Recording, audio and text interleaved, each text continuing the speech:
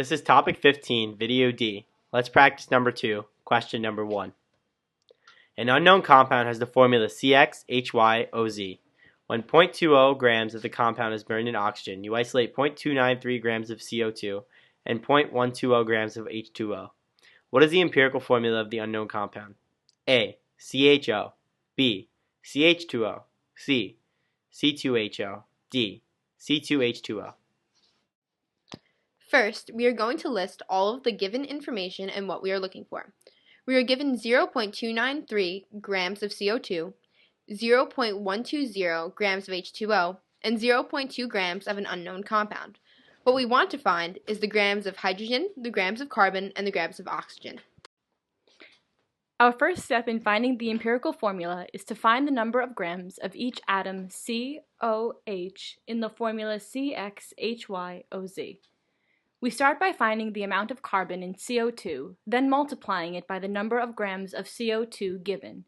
12 grams per mole of C divided by 44 grams per mole of CO2 equals 0.272727. 0.272727 times 0.293 grams of CO2 equals 0.0799 grams of CX. Next, we find the amount of hydrogen in H2O, then multiply by the number of grams of H2O given. 2 grams per mole of H2 divided by 18 grams per mole of H2O is approximately 0.1111 with a bar over it.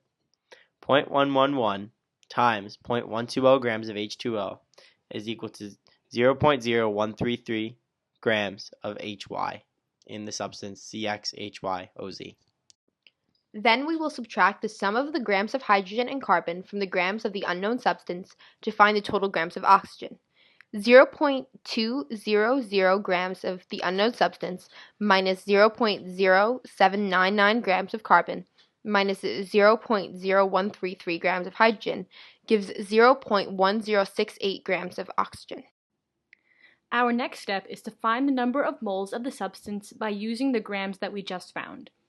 0.0799 grams of CX times 1 mole over 12.011 grams equals 0.00665 moles. 0.0133 grams of HY times 1 mole over 1.00799 grams equals 0.013196 moles.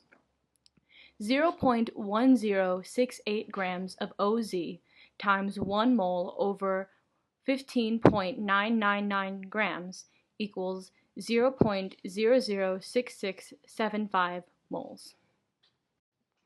Our next step is to find the mole ratio of the substance to find the empirical formula using the number of moles we found.